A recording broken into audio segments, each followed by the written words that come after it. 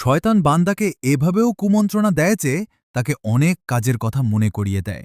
বলে যে, ভাই, আপনার তো এতগুলো কাজ পড়ে আছে, কোথায় যাচ্ছেন? তখন বান্দা ইবাদত ছেড়ে সেই কাজগুলোর দিকে চলে যায়। অথবা সে যখন ইবাদতের জন্য উঠতে যায়, তখন শয়তান তার মধ্যে অলসতা ঢুকিয়ে দেয়। তার মনকে ইবাদতের দিকে ঝুঁকতে দেয় না। তার মনে অনেক রকম চিন্তা সৃষ্টি করে। অথবা বান্দা যদি ইবাদতের জন্য দাঁড়িয়েও যায়, তখন শয়তান তাকে বিভিন্ন জিনিস মনে করাতে শুরু করে। তোমার অমুক কাজ বাকি আছে, তোমার তমুক কাজ বাকি আছে। আচ্ছা, ওই জিনিসটি তোমার মনে পড়ছে? তো এমন বিষয়গুলো যেগুলো বান্দার জীবনে কখনো মনে পড়ে না, নামাজের সময় সেই জিনিসগুলোও মনে পড়ে যায়। তো এগুলো হলো সেই সমস্ত বিষয় এবং পদ্ধতি যার মাধ্যমে শয়তান কুমন্ত্রণা দিয়ে ইবাদতে বান্দার যে মনোযোগ তা নষ্ট করে দেয়। এর সমাধান কি? এর সমাধান হল শয়তানের কুমন্ত্রণা থেকে আশ্রয় চাওয়ার দুটি পদ্ধতি আছে। একটি হল বান্দা শয়তানের কুমন্ত্রণা থেকে আল্লাহের দরবারে আশ্রয় প্রার্থনা করবে। যেমন আমরা এই পরিচিত বাক্যটি পড়ে থাকি, আউযু বিল্লাহি মিনাশ শাইতানির রাজীম। একইভাবে সূরা আল ফালাক এবং সূরা আন-নাস এর রেফারেন্স দেওয়া যায়। এগুলোতেও কুমন্ত্রদানকারীদের অনিষ্ট থেকে আল্লাহ এর আশ্রয় চাওয়া হয়েছে। দ্বিতীয়ত, এর সাথে আরেকটি বিষয় আছে, আর তা হল শয়তান আল্লাহের জিকির থেকে পালায়। যে বান্দা আল্লাহের জিকির করে, শয়তান তার থেকে পালিয়ে যায়। তার মানে হল, যদি বেশি বেশি আল্লাহের জিকর করা আমাদের জীবনের রুটিন হয়ে যায়, তাহলে শয়তান পালিয়ে যাবে এবং তার কুমন্ত্রণাগুলো দূর হয়ে যাবে। তো এখন জিকিরে ইলাহি খুবই সহজ একটি বিষয়। একটি নয়, এর 10টি পদ্ধতি রয়েছে। আমরা যে কোনো জিকর আমাদের জীবনে অন্তর্ভুক্ত করে নিতে পারি। একটি নয়, বিভিন্ন একস্কার আমরা অন্তর্ভুক্ত করতে পারি।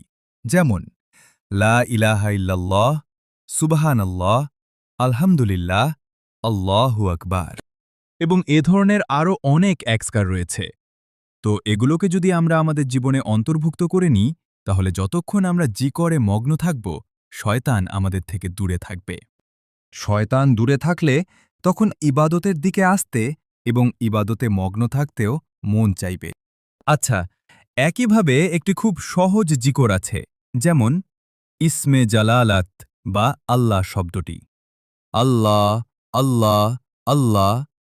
এই ইসমে মুবারক যদি বেশি বেশি পড়া হতে থাকে, তবে এটিও একটি খুব সহজ পদ্ধতি যে বান্দা জিকরে মগ্ন থাকবে এবং শয়তানের অনিষ্ট থেকে নিরাপদ থাকবে, তার কুমন্ত্রণা থেকে নিরাপদ থাকবে। সুতরাং শয়তান যে বাইরে থেকে আমাদের ভেতরে কুমন্ত্রণা দিয়ে আমাদেরকে ইবাদত থেকে দূরে সরিয়ে দেয়, তার থেকে বাঁচার উপায় হল বেশি বেশি জিক্রে ইলাহি করা। আর এই শয়তানের একজন সাহায্যকারী আছে যা আমাদের ভেতরেই থাকে, আর তা হল আমাদের নফস।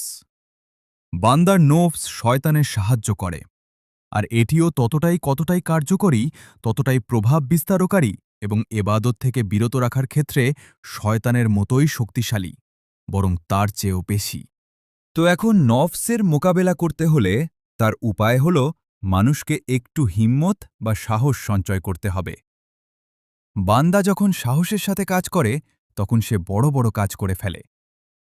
মানুষকে সাহস, ইচ্ছাশক্তি এবং হুইল পাওয়ার এমন একটি জিনিস দিয়েছেন যার মাধ্যমে সে বড় থেকে বড় কৃতিত্ব সম্পন্ন করে ফেলে।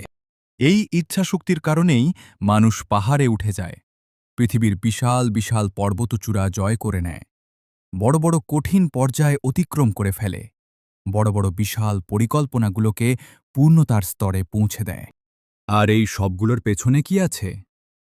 এই সবগুলোর পেছনেই তার ইচ্ছা শক্তির প্রভাব রয়েছে।